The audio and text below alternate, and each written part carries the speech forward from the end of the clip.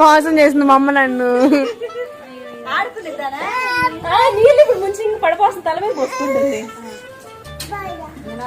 నువ్వు పోయి అడుగుతూ ఏందా పని వెళ్ళి అవతలకే.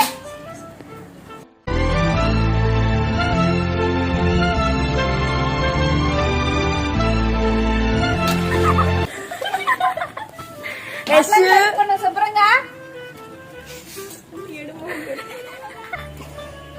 నెమ్మది కలుసుకుని మాకేం భయం కాదులే. రెడీగా ఉంది.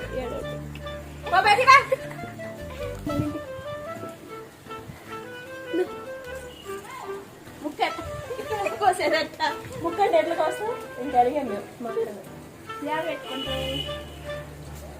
అవి అంతా ఎప్పుడు రానిస్తే వెతుకుతాను. అవసరం లేదు.